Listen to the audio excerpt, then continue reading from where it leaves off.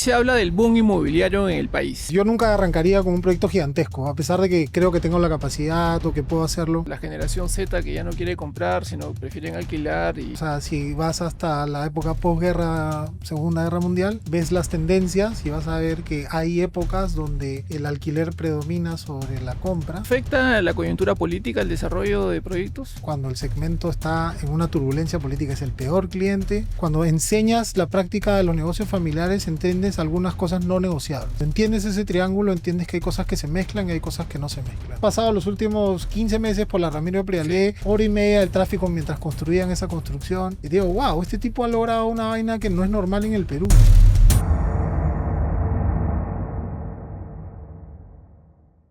Hola, soy Mario Figueroa y tengo el gusto de presentar a Rodolfo Braganini, un joven emprendedor, empresario, que hoy en día ocupa la dirección comercial de un gran proyecto de departamentos, de condominios, de edificios, una empresa familiar instalada con su padre, así que nos va a contar detalles de cómo empezó todo este gran emprendimiento, el éxito que han acogido durante estos últimos años y lo que se proyecta como país. Bienvenido, Rodolfo. Hola, Mario. ¿Cómo estás? Espacio. Un gusto realmente estar acá. Hemos conversado varias veces. Ya nos conocemos hace un tiempo, he visto lo que hacen. Creo que compartimos bastante la visión de cómo debemos comercializar y cómo debemos llegar al consumidor. O sea que encantado de estar aquí. Muchas gracias. Rodolfo, tú naces de una familia constructora. Cuéntanos un poquito ese detalle. A ver, nazco de una familia de ingenieros y arquitectos, pero te podría decir más que vengo directamente de una familia de emprendedor. Yo creo que mi viejo siempre ha tenido la venia de emprendedor, es marino de guerra, siempre dice que es marino. Él es marino, él dice que siempre va a ser marino, que no es un ex marino, es marino en retiro. Y desde, yo creo que esa coyuntura económica de país, siendo marino, preparando ya desde chico, yo creo que lo llevó a una cultura de emprendimiento, he hecho varios negocios, dentro de ellos el rubro inmobiliario, y él empieza hace casi en el 92 o 95, con los primeros edificios de Braganini Constructores, luego se va a hacer otros emprendimientos y regresa al mundo inmobiliario probablemente en el 2000, alrededor del 2004, 2005. Y yo me uno después de haber pasado por el mundo corporativo, haber hecho mi maestría afuera. Entro a la compañía en el 2013 y ya tengo 13 años trabajando de la mano con mi viejo, con mis hermanas, haciendo emprendimientos también. ¿Trabajar con tu papá te genera una presión especial? O sea, siempre es un reto. Las razones por las cuales cuando estuve trabajando en 3M, trabajé 10 años en 3M, tuvieron sus retos. Yo creo que trabajar en la línea corporativa y hacer una carrera es algo que uno tiene que tener mucha paciencia y mucho tiempo. Y para llegar a un sitio de liderazgo a veces toma mucho tiempo y a veces uno cuando es joven, 30 años, a veces uno se desespera. La maestría fue un cortaguas y luego venir a la empresa familiar. Sin duda fue una decisión que se tomó, que no fue una decisión rápida ni simple, sobre todo con una cultura corporativa. Entonces, cedes un poco de esa parte personal para ya hacer un núcleo más familiar. Ha sido un reto, o sea, trabajar 13 años con tu padre hay que ir a escuchar las experiencias, tratar de meter las opiniones que cada uno tiene. Pero a la larga es gratificante saber que estamos construyendo patrimonio para la familia y creo que eso es lo importante. Y mira, hemos pasado de todo, hemos pasado desde los inicios hasta una pandemia, hasta resurgimiento y bueno, estamos y creo que estamos bien. O sea, creo que es bonito, creo que ha sido un viaje interesante y estoy contento por eso. ¿Y en tu historia familiar hay un referente en especial? En mi historia familiar, bueno, yo creo que mi abuelo siempre ha sido ¿Él fue el que fundó la empresa? No, mi padre es el fundador de la empresa, pero hubo una inmobiliaria Braganini, ¿no? No, ese es de mi tío. Okay. Ese es el primo de mi papá. O sea, como figura familiar, yo creo que el abuelo. O sea, ¿por qué? Porque siempre ha sido el unificador, sobre todo por el lado de mi mamá. ¿Fue ingeniero también? No, marino de guerra también. Ah, marino. O sea, tengo esa venia. ¿Y cómo hiciste para salirte de ese, digamos, ese legado? Yo creo que mi papá me empujó por el camino no marino, pero siempre tengo un cariño especial. Sí. O sea, hemos veraneado varios años en la playa de la Marina. Y yo creo que lo que nos enseña mi abuelo es siempre a mantener ese núcleo familiar y tener esa familia unida. Y creo que eso es un legado que recibió mi mamá, que lo mantiene mi padre. Entonces yo creo que, como dicen, familia es familia Ujú. y yo creo que esos son los legados que de alguna manera mantengo. Es decir, para mí la familia es lo primero y de ahí vienen los negocios, ¿no? ¿Cuáles son los consejos que tú puedes dar o has aprendido para no mezclar susceptibilidades, ¿no? Porque yo sé que el entorno familiar es una cosa, pero el entorno corporativo, los negocios son otros. ¿Cómo hacen para poder convivir, digamos? O sea, por suerte, hice una maestría en INSEAD, en Francia, Ya. y una de las razones por las cuales me metí es que tenían un área específica que trataba temas familiares. Entonces sí me metí a un curso específico dentro de la maestría de la rama familiar. Y de alguna manera, por más que suene sencillo, cuando enseñas la práctica de los negocios familiares, entiendes algunas cosas no negociables. Entonces hay un triángulo que es el triángulo de familia, dirección, gerencia, que cuando entiendes ese triángulo, entiendes que hay cosas que se mezclan y hay cosas que no se mezclan. Y de alguna manera ese triángulo ha sido el que nos ha regido para no herir susceptibilidades. Es decir, hay cosas que se premian por el mérito, que es la gerencia, hay cosas que ya llega uno, que es la dirección o las acciones, que es parte de lo que tienes. Y hay otra cosa que es la familia que une, pero que no participa. Entonces, cuando tienes claro ese triángulo, y eso es una recomendación que siempre le daría a alguien que hace un emprendimiento familiar, es ten en cuenta tu triángulo de negocio familiar. Y mientras entiendas ese triángulo, yo creo que los negocios van a ir saliendo y fluyendo. ¿Existe un protocolo de familia? O sea, como protocolo como tal, no lo hemos hecho todavía. Como estructura familiar, yo creo que hay varias cosas que forman parte de ese protocolo. Y yo creo que hay una cultura sólida familiar. Yo creo que nos hemos concentrado más en los últimos años a navegar en aguas turbulentas. O sea, mi padre es joven, o sea, todavía Claro. no cumple 70. Eh, Creo que va a tocar hablar sobre Sí. protocolos. Ahora, cuando hablas con gente especialista en temas familiares, te dice, oye, mira, el protocolo, o sea, mejor tenga acuerdos que protocolos. Y yo creo que hemos logrado tener acuerdos que mantienen una cultura Que estable. mayormente en el estadístico, ¿no? En la historia de empresas familiares es que la tercera generación ya empieza el declive, digamos, ¿no? Es que al final el protocolo, o sea, ¿cuántas empresas familiares tienen protocolo? Y yo creo que es una combinación de cosas, ¿no? Pero sí, o sea, mi recomendación es esa, ten tu triángulo, ten una cultura familiar y ten claro cuáles son, sé meritocrático Ujú. y mantén esas prioridades sobre el negocio, ¿no? ¿Y qué cosas tú heredaste de la construcción tradicional y qué es lo que hoy en día tú estás innovando, ¿no? Porque cuando hemos hablado te veo siempre con una visión súper innovadora y creativa y creo que en eso entramos en bastantes acuerdos. Pero, ¿qué es lo que tú ves en el negocio inmobiliario que tú estás dando esa plusvalía? O sea, partimos de la base de quiénes estamos detrás y la segunda carrera de mi viejo es ingeniería industrial. Ujú, Entonces, ambos somos ingenieros, yo soy ingeniero industrial de la de Lima. ujú. Entonces, a diferencia de no tengo nada o sea, no es una crítica a ninguna profesión, sino que tenemos cierta deformación profesional los ingenieros industriales. Entonces, vemos todo procesos. Claro. Entonces, cuando el proceso no nos cuadra, nos ponemos a investigar. Entonces, hay cosas que no nos cuadran de vez en cuando. ¿Cómo puede ser que tengamos una carretera que se hace con pilotes y se hace en una construcción automática y nosotros en la construcción normal no podamos hacer eso? Entonces, vamos a identificar los prefabricados. El reto de los prefabricados es encontrar la masa para que el que te venda los prefabricados pueda encontrar el ritmo. Entonces, a veces no solamente depende de las ganas, sino también del entorno de la empresa que te va a proveer.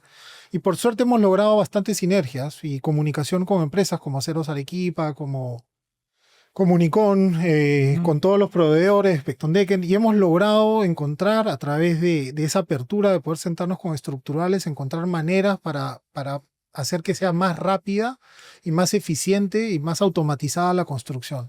A eso hay que meter la inteligencia artificial, hay que meter la estadística.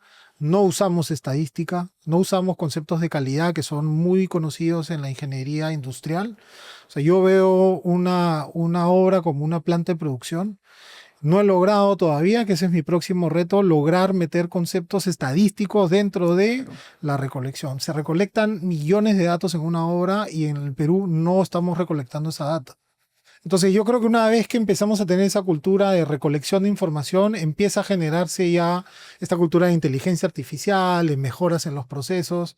Y esa es la parte innovadora desde el punto de vista constructivo, ¿no? Y por suerte mi viejo tiene una apertura espectacular para eso. Eso te iba a preguntar, ¿qué tal tu papá con las cosas innovadoras? No, él es, Adelante. él es, él es, él es, ¿Así? él es el que está Bueno, un paso, o sea, él es, o sea, lo bueno es que tiene el posicionamiento y el reconocimiento en el mercado como para acercarse a estos líderes, tanto líderes de opinión como líderes en sus empresas, para poder sentarlos en la mesa y lograr eficiencias, proyectos nuevos, productos nuevos, y siempre estarnos cuestionando cómo hacer para hacer las cosas mejor y ir copiando, imitando cosas que se hacen en otros países. hoy se habla del boom inmobiliario en el país, ¿no? ¿Y cuáles son los errores que mayormente uno comete cuando quiere empezar a desarrollar proyectos en el sector? A ver, desde uno de los mantras que teníamos desde el inicio, a veces nos desviamos un poquito, pero yo creo que siempre uno debe tener la estrategia cuando arranca de ir controlando el inicio. Entonces yo nunca arrancaría con un proyecto gigantesco, a pesar de que creo que tengo la capacidad o que puedo hacerlo. Yo creo que lo que siempre sugiero es empezar con algo que uno pueda controlar. Y siempre pensando como James Bond, agente 007, pensando siempre en la salida, ¿no? ¿Qué pasa si es que todo sale mal? Entonces analizamos mucho los riesgos y iniciamos con proyectos chicos y fuimos aumentando la velocidad de estos proyectos chicos, pero siempre pensando en un home run, o sea, siempre un juego de bases para luego darle y batear el proyecto grande. Y eso fue lo que hicimos. Cada cierto tiempo entrábamos con un proyecto grande, pero ya controlábamos y dominábamos caja. O sea, al tener caja te da la posibilidad de poder dar un siguiente paso, un paso más arriesgado. Y entonces, cuando haces un proyecto grande, ya empiezas a dominar, te empieza a gustar los proyectos grandes y empiezas a replicarlos. Siempre recomiendo no perder la esencia de los proyectos chicos, porque el proyecto chico es el que te da la cajita, y esa diversificación de proyectos es el que te salva en épocas de vacas flacas. Entonces, yo personalmente he vivido la época de Humala, Sí, he claro. vivido la época de Pedro Pablo Kuczynski, he vivido todas las caídas y Claro, subidas de sí. presidentes, he vivido Castillo. Tampoco es que tenga una trayectoria de tan larga data, pero con 13 años te puedo decir cuáles son los idas y venidas. Una inmobiliaria demora 15 años en hacer marca, que la gente te conozca. Yo creo que recién estamos en eso. Yo creo que todavía no hemos logrado esa consolidación, a pesar de que 13 años suena un montón. Cuando tú hablas de proyectos grandes es que ya te olvidaste de los chicos. Al contrario, ¿A ¿no? qué te refieres con los proyectos O sea, chicos? cuando hablas de un proyecto chico, estás hablando de un proyecto de 20, 30, 40 unidades. Ya. Y cuando estás hablando de proyectos grandes, estás hablando por encima de las 100 unidades, ¿no? Ujú. Eh, y ya cuando vas a grandes Ahora, ¿y proyectos, cómo se maneja la rentabilidad de un proyecto? Porque no significa que cuanto más grande, más rentable. También puede ser un proyecto mediano y puede ser más rentable que uno más grande. o sea, Tío.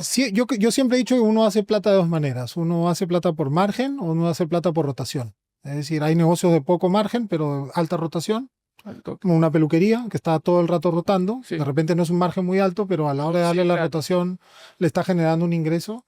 Y ahí tienes negocios de alto margen, que son negocios, digamos, probablemente más difíciles de elaborar. Entonces cuando tienes un proyecto más chico, en teoría, no necesariamente es de un margen espectacular, pero esa rotación te permite siempre estar líquido. Yo creo que la liquidez y el margen son dos cosas que van en caminos o en carreteras separadas. Parecen lo mismo, pero uno puede tener mucho margen y puede creer que está ganando mucha plata, Ujú. pero si no tienes la liquidez, lo que te hace quebrar no es la solvencia, sino es la falta de liquidez, es falta de poder tener caja para poder pagar tus obligaciones. Entonces, siempre es bueno pensar en liquidez, o sea, cash is king, como dirían. ¿Cómo ves el país respecto al desarrollo del sector, a comparación de países vecinos como Chile, Colombia? O sea, yo trabajé en 3M y una función que tenía en 3M en el 2005 era viajar mucho porque veía todo lo que era señalización de carreteras. Me conozco todo el país, he viajado mucho vendiendo señales de carreteras en todas las carreteras, por eso antes de comenzar te conté. Y me he acostumbrado a estar en el carro viajando y moviéndome, y entonces o sea, camino mucho por la ciudad y viajo bastante, ya sea llevando a mi hija a campeonatos o de vacaciones. Entonces un día estoy en Lima Este, en Lima Norte, en Lima Sur, entonces estoy viendo los movimientos que se están dando en distintos distritos. Y yo personalmente tengo mucha emoción de lo que está pasando. Ya. ¿Ok? Porque yo hace mucho tiempo vengo esperando estos grandes cambios viales. O sea, tener una vía expresa sur es como tener una liberación de una arteria completamente parada y todavía no sabemos el impacto que tiene una vía como esa. Ramiro Prialé, no tienes idea del impacto que tiene y si has tenido la oportunidad, yo lo he hecho 2 veces, de subirte a la línea 2 del metro, que tiene 5 estaciones, que va desde Emancipación hasta el Mercado de Santa Anita. Trépate a ese, solamente por el hecho de es gratis. Uno va, se sienta Y vivir la y experiencia. vive la experiencia de un metro A1 de calidad mundial. Mm. Y tú dices, oye, hay entusiasmo. O sea, yo creo que estos grandes cambios de infraestructura van a generar luego un real boom inmobiliario. Yo creo que lo que estamos viviendo todavía es acomodarnos en las piezas que tenemos y todavía no estamos viendo el impacto que estas grandes vías van a tener en el Agustino, en la Es Victoria, en cierto lo que Santa tú Anita. dices, ¿no? Porque yo creo que los grandes proyectos inmobiliarios dependen mucho de la conectividad, la parte vial, Totalmente. ¿no? O sea, 100%. Bellavista, ¿por qué Bellavista? O sea, ahora vas a llegar a Bellavista del centro, o sea, conectarte de Santa Anita a Bellavista y luego paras en Estación Grau y luego te conectas con el cono sur, el cono norte. O sea, a mí me da mucho entusiasmo. O sea, la gente que reniega y que dice, no, el tráfico, esto es imposible. Yo no, yo veo un país que acá 5 años, espérate el anillo vial periférico, Mira nomás lo que está pasando con la Prialé, como tú mencionas, ¿no? La gente que vive totalmente. en Chaclacayo, en toda esa zona, son 20 kilómetros nomás que nos Totalmente. Ahora, separan. ¿qué va a pasar? Y o sea, ojalá que tengamos autoridades que sepan administrar este entusiasmo y este crecimiento y que ordenen la ciudad de una manera menos caótica, por alguna manera, una manera de decirlo. Yo creo que hay asociaciones, sociedades que tienen que proteger ese crecimiento, pero el boom inmobiliario, yo creo que ahorita nos estamos acomodando con la tierra que hay, con la conectividad que hay. Espérate 5 o 10 años cuando la ciudad esté armada y vas a ver realmente un boom, porque conectarte del Agustino o de Santa Anita al centro de la ciudad vas a estar en 30 minutos sin tener que demorarte las 3 horas que te demorabas antes en un transporte de pésima calidad. Cambia todo el panorama. Tienes 14 años en el rubro y Sí. definitivamente te veo muy consolidado, pero detrás de esa consolidación me imagino que han habido caídas y duras, ¿no? O sea,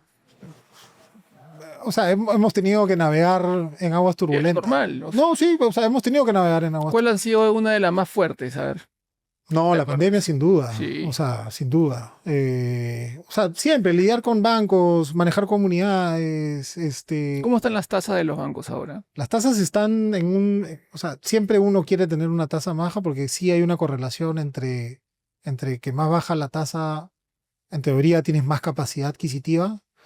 Pero también a nivel macro, uno dice que cuando la plata está muy barata, es una mala señal de futuro. Y yo creo que ojalá que baje un poco más, pero siempre manteniendo una estabilidad macroeconómica Entonces, mientras es una estabilidad y el dólar esté bajo, yo creo que vamos a seguir manteniendo estos niveles de velocidad comercial. Ahora han aparecido también nuevos mecanismos de fondeos, ¿no? Como fondos de inversión para Siempre han existido, o sea, yo creo que cuando el mercado es atractivo, o sea, el real estate por sí está garantizado por la tierra, entonces tener tierra que te haga el backup de una inversión hace que siempre el ladrillo, o sea, todo el mundo nuestros padres nos enseñaron que el ladrillo es el ladrillo y eso queda en el ADN de la gente, entonces siempre va a haber una seguridad y siempre van a aparecer mecanismos de fondeo cuando haya la sensación de que las cosas van a funcionar bien.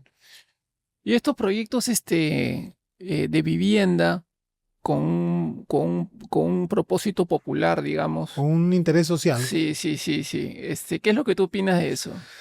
O sea, yo creo que sin duda está comprobado en varios países de la región ¿Cómo cuáles? como Chile, como Colombia, que dar un empujón a una clase que no tiene la capacidad de ahorrar la inicial o que no tiene la capacidad para poder pagar la cuota, darle ese empujón a la gente te genera muchos elementos positivos, no solamente a nivel económico, sino sobre todo a nivel social. ¿O tú crees que para las municipalidades ha sido medio discriminatorio decir, esta gente con esa ayuda no entra a tal distrito porque este distrito es AB, no es D, no sé? O sea, yo prefiero quedarme en la zona donde sí se le da un beneficio a las personas. Es decir, cuando tú ves el empujón que se le da, vamos a suponer que el 99% de los bonos están bien asignados y hay un 1% que genera una controversia fuerte sin ponerle ningún adjetivo calificativo.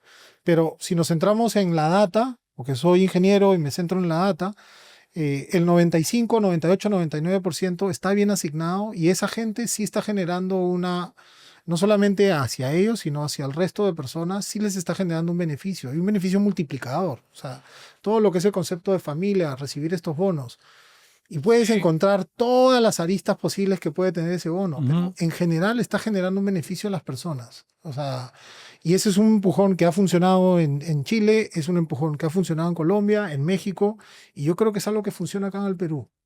¿Cuáles son los hábitos que tú tienes, Rodolfo, para mantenerte vigente en el sector? ¿Cuáles crees tú que son los secretos que te ayudan a desarrollar como persona, que te impulsan a seguir consolidándote como profesional? Del sector. No como No, tú persona, como sino persona, tú como persona. como persona. Tengo algo de hiperactividad, entonces siempre tengo que estar haciendo algo que me ayude a estar enfocado. ¿Tienes rituales, rutinas, hábitos? Siempre tengo un deporte de preferencia y voy cambiando con los años. 10 años estuve en bicicleta en montaña, me iba a tirar del morro, Así, me iba a hasta trabajar. que te casaste, ¿o qué? No, hasta hace un año. Me iba a 5 de la mañana y regresaba a las 7 y me enfrentaba a la muerte a diario o a una buena rotura de huesos, pero era una parte de la adrenalina que me mantenía a tierra. Eh, pero empecé en el gimnasio, pues empezaron a doler cosas del cuerpo que no me dolían antes. Ya, Y el gimnasio me da. O sea, le encuentro ahora más importancia al gimnasio que al cardio. ya. Esto me ha parecido a los 42 años. Y encontré el golf, que mi viejo juega, entonces me empecé a jugar con él. Y he encontrado en el golf algo que me gusta, que me apasiona. Le estoy metiendo hace un año, año y medio. Ujú. Esos son mis rituales personales. Si eso no lo tengo, no soy Rodolfo Brani. Y con las comidas, Bueno, algo. Hay que bajar de peso, hay que estar. O sea, no soy tan ordenado, pero hoy me encuentro en una zona ordenada, desordenada. Bueno, han sido. Pero a nivel. O sea, me gusta estar con mis hijos. Yo creo que no estar en un mundo corporativo, sino en una empresa familiar me da algo de independencia. Eso agradezco mucho. O sea, tener la oportunidad de ver crecer a mis hijos, estar con mi esposa. O ¿cuál es sea, el rol que cumple tu familia en tu vida? no, es importantísimo, o sea, es lo principal. En general, la familia directa y la familia nuclear, Ujú. familia. Y bajo esos conceptos, ver crecer a mis hijos, no estar sentado en un avión, tiene sus cosas buenas, sus cosas malas, pero yo haberlos visto crecer, los acompaño a sus clases, a sus campeonatos, y la verdad que eso o sea, comparto con ellos, es parte Y tu esposa complementa bien por porque supuesto, tiene buen gusto. He visto unos pilotos ahí que visitamos en tus proyectos y súper bien. bueno, hemos tenido varios retos también ahí. Hicimos un emprendimiento, todavía sigue, ¿De qué? de ropa de embarazada. O sea, cuando mi hija nació en Francia y estando allá, mi esposa, estando encinta allá, empieza a ver que había muchos productos que no habían acá en Lima. Entonces, cuando llega, hizo una empresa que se llama MyBump. Abrimos en el Jockey, abrimos en Salaberry, Vaya. abrimos una tienda, Little Market, que está en Angamos, que todavía está lista, que la gerencia mi esposa con unas socias, que es un multimarca de ropa en general el enfoque es desde maternidad hasta los 12 años, o sea, la mamá hasta el niño de 12 años. ¿Tienes una esposa emprendedora? Sí, sí, sí, espectacular. ¿Y te Em, va bien con eso o es que... no, o sea, son los retos de cada familia, ¿no? O sea, las buenas, las malas, tuvimos que cerrar 2 tiendas, enfrentarte a la banca, o sea, le he Es pasado. así, es que es así, es que es parte del camino. Entonces, oye, Para ¿qué es emprender. más importante, el negocio o tu relación? O tu Eso. relación. Al final es tu relación, o sea, hay que darle prioridad a eso y hay que ir acomodando las piezas para mantener ese núcleo o esa solidez, ¿no? No, y es parte del camino, ¿no? Para emprender, yo creo que para emprender todos, pero quienes se consolidan son los que terminan resistiendo las adversidades, ¿no? Olvídate. O sea, Exacto. abrir una tienda en Salaberry de ropa de maternidad, un emprendimiento peruano, fue una locura. Ujú. Divertido. Yo mismo hice la tienda. Yo me paraba ahí, pedí vacaciones, hice la tienda, coordinaba con los arquitectos, con los ingenieros, me divertí. Las cosas no salieron como tenían que salir, las cartas no salieron como tenían que hacer, pero nos reinventamos, se reinventó mi esposa Y bueno, está haciendo todavía Los niños van creciendo también, entonces vas liberando un poco más de tiempo y hay que tener ese espíritu de negocio, nunca hay que guardarlo, nunca hay que poner en una caja, siempre hay que seguir, siempre hay que estar ahí ¿Cuáles son pendientes. los factores no negociables para ti, por ejemplo, como para tus negocios? O sea, yo creo que a nivel ya de equipo personal, o sea, del equipo con el que yo trabajo, creo que lo no negociable es no estar preparado. O sea, yo creo que lo mínimo cuando uno se sienta en la mesa es hacer la tarea previa. Cuando tú vas a hacer una presentación, cuando tú quieres tomar decisiones y tu equipo no viene preparado, yo creo que eso es una de las mejores enseñanzas y es una de las obligaciones que creo que tiene que tener un equipo y no siempre se cumple. Entonces, para mí eso es un no negociable. Una persona que no está preparada dentro de sus limitaciones, ¿ah? Pero hoy en día una persona que ni siquiera abre la inteligencia artificial para hacerle una consulta compleja, para reunirse con un jefe que te va... Oye, pero qué importante lo que mencionas, ¿no? Porque nosotros, mira, cronológicamente es inevitable seguir avanzando en edad, pero tenemos que seguir retrocediendo y empapándonos de las nuevas tendencias que salen atrás, ¿no? Porque hay quienes son reacios y uno dice, yo no me voy a meter en ese sistema y terminan prácticamente desfasados. O sea, la inteligencia artificial al que más beneficia es al que menos recursos ha tenido. Mm. O sea, en serio. O sea, hoy en día tú le puedes preguntar a la inteligencia artificial, hazme una presentación porque voy a enfrentarme con un jefe que me va a acribillar, que me va a decir tal, tal. Dame los tips y las cosas que no veo para poder enfrentarme a una situación difícil. Ok, ¿y no lo usas? Ujú, Y te dicen, oye, úsalo. ¿Y no lo usas? ujú. Ok, yo creo que eso, y justo ayer hablaba de eso, hay temas de clichés generacionales, hay temas de que hay una generación que le gusta que le digan lo que tienen que hacer. Pero cuando nace tu primer hijo, cuando tienes que administrar una empresa, cuando tienes que pagar sueldos, todo lo generacional se borra y te conviertes Ujú. en un generación X, en un millennial y al final, o sea, tienes que tener todas las herramientas a la mano. Lee, prepárate, cosas simples. Nadie te pide que hagas un curso, pero prepárate. Entra a la reunión preparado. Ese es mi lema, ¿Y ese es tú sientes que esa es la debilidad que tú encuentras en el factor humano en este país? sin duda. A comparación, bueno, tú vienes de Francia, has encontrado pues una mística totalmente distinta de Finalmente repente. puede ser inherente a las personas, pero ya estando en un ambiente de trabajo profesional, eh, con todas las herramientas nuevas fáciles que hay, o sea, YouTube, o sea, Sí, ya no claro. tienes que estudiarte una maestría, todo está en YouTube. Ujú. Tú, si quieres realmente en la combi, de punto A a punto B, quieres saber de un tema, puedes Yo saber. a veces siento de que a veces se justifican mucho los motivos por los que ellos no pudieron terminar un objetivo trazado, ¿no?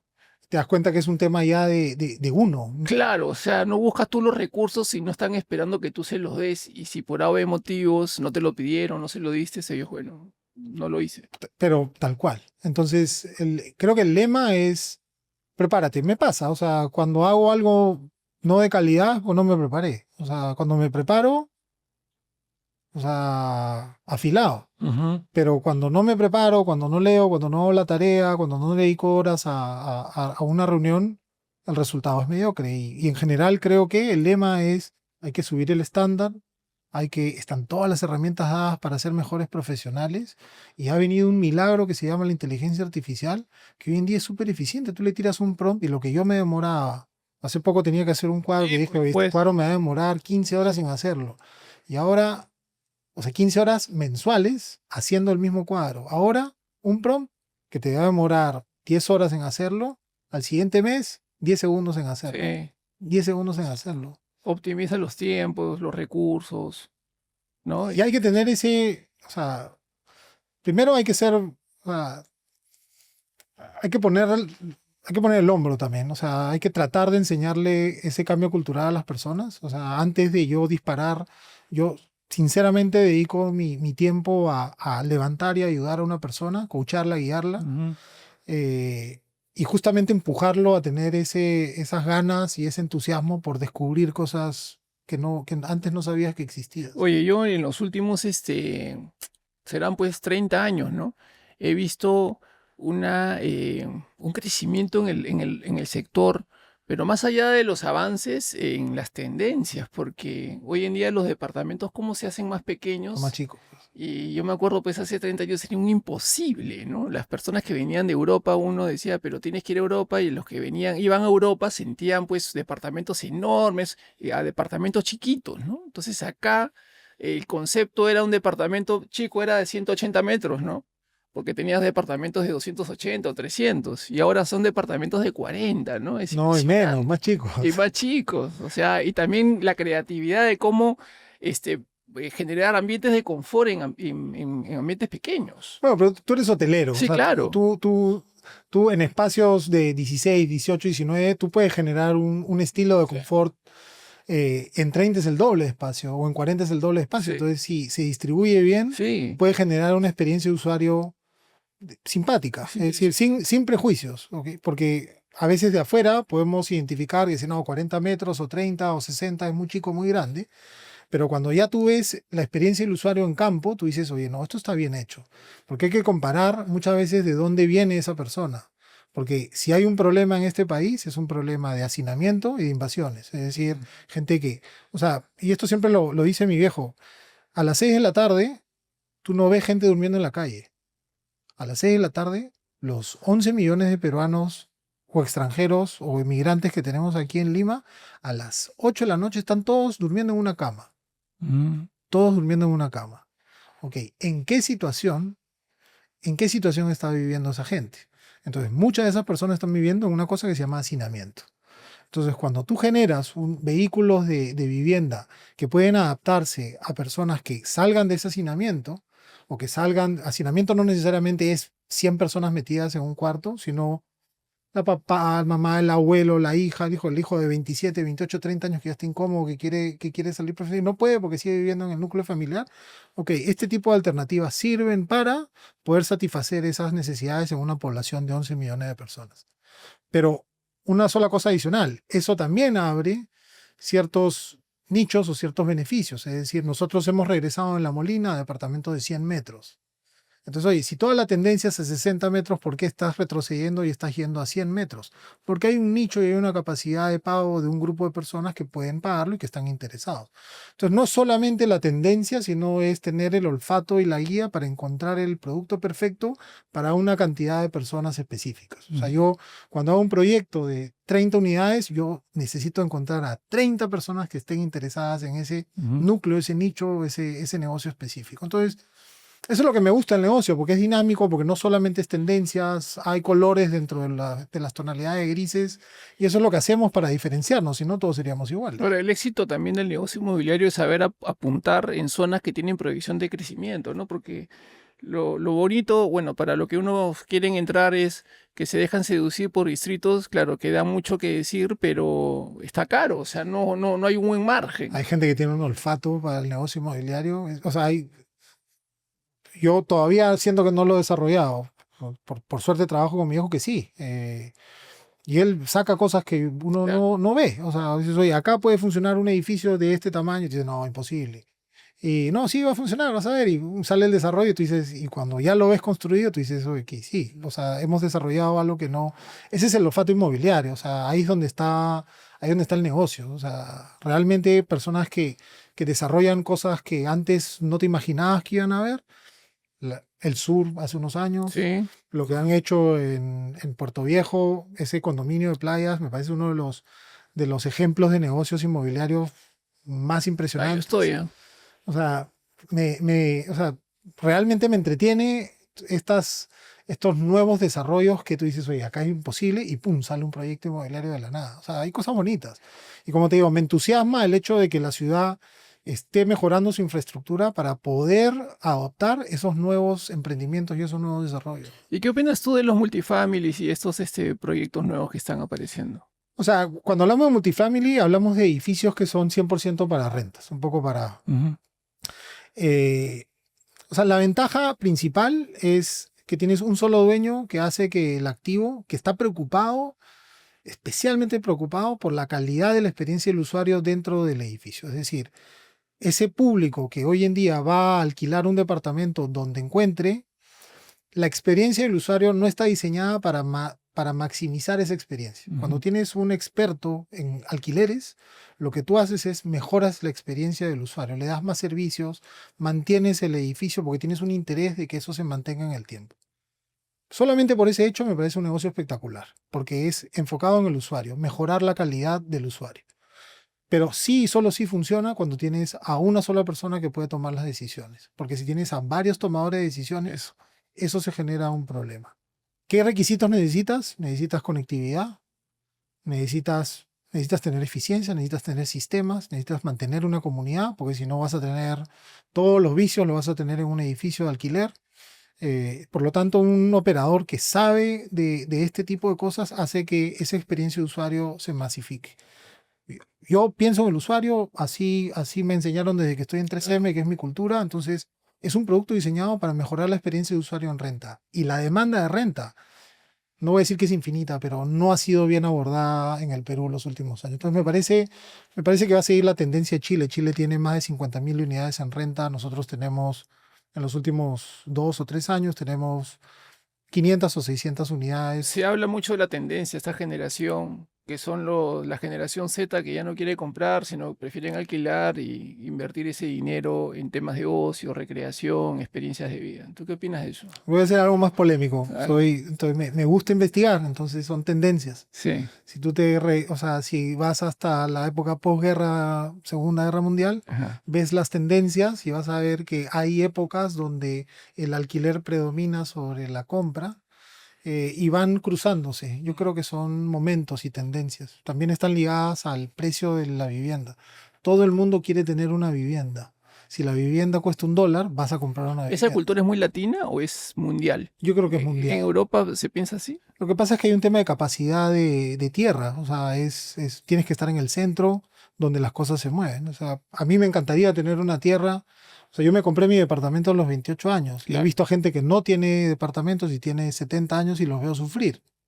Y siempre tienes el financiero que dice, no, a mí me gusta rotar la plata y no, sí, lo dices a los 30 cuando tengas 70 años Ujú. y no tengas tu propiedad y tengas que seguir alquilando una propiedad y tienes los recursos limitados, ahí te vas a dar cuenta cuál es el problema. Entonces son ciclos, o sea, sí, tiene una ventaja no descapitalizarte y comprar una propiedad, pero es un patrimonio y el patrimonio es algo que le dejas al legado, le dejas a la familia y te genera una renta, creo yo, permanente. Yo tengo 15 años alquilando mi departamento, no he fallado un solo mes, lo termino de pagar en agosto Man, ya. y de ahí es líquido, o sea, o sea, hay que encontrarle la vuelta. Y sobre todo que el departamento se mantenga vigente, ¿no? Porque lamentablemente hay muchos desarrollos inmobiliarios que se desentienden después de las personas que compran en el edificio, ¿no? El edificio se empieza a deteriorar por falta de mantenimiento y el activo se empieza a depreciar. Y a pesar de eso, igual se sigue alquilando, Sí, pues, porque es tanta la demanda de alquiler que también. igual se mantiene el alquiler. Anda, mira lo que hay o sea, yo ya que estaba metido algo en el tema de renta, anda, mira la calidad de oferta que tienes en La Victoria, en Santa Beatriz, Sí. de renta.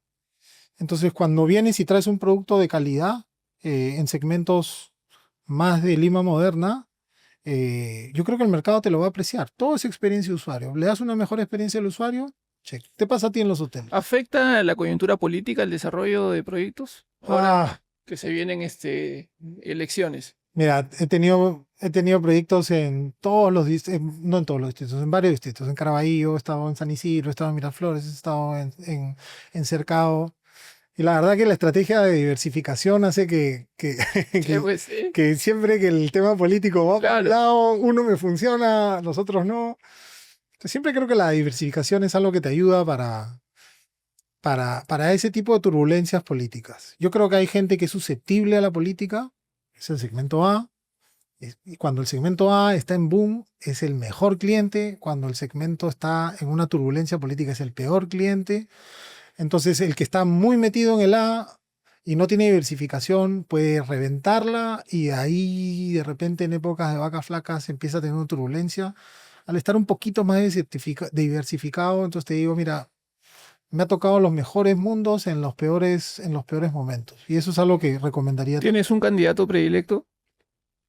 Ah, me gusta o sea, al margen de candidaturas, pues yo creo que las candidaturas al final son mucho del equipo y de la plancha y hay que ver lo que viene detrás. Yo siempre decía que yo siempre iba a votar por un partido que tenga más de 10 o 15 años porque finalmente es el Sí, partido la doctrina y... el que vota. O sea, finalmente es el partido el que deja un legado por más que suene el en que el... tiene poder, ¿no? Más... O sea, es algo que de alguna manera cuando tienes un partido, esas personas tienen que darle cara a las personas que están dentro del partido, que lo siguen, ¿ok? Entonces me gusta lo tradicional en el sentido de que hay checks and balances, como dicen los gringos. Pero la transformación que he visto de ejecutar y de hacer y de ir para adelante que está haciendo Rafael, o sea, es algo que me gusta, o sea, no puedo negarlo, independientemente si es un candidato o sea, no puedo ocultarlo. O sea, Claro. he pasado los últimos 15 meses por la Ramiro de Prialé, he visto desde el momento que era un desastre, paso por ahí, me he comido hora y media del tráfico mientras construían esa construcción. Y digo, wow, este tipo ha logrado una vaina que no es normal en el Perú. Y eso hay que ponerle un doble ojo. Me gusta, me entusiasma. Muy bien, Rodolfo. Gracias por tu tiempo y nada, los mejores proyectos para ti más adelante. Un gusto, Listo. todo Eso es chévere. todo. Vamos por más.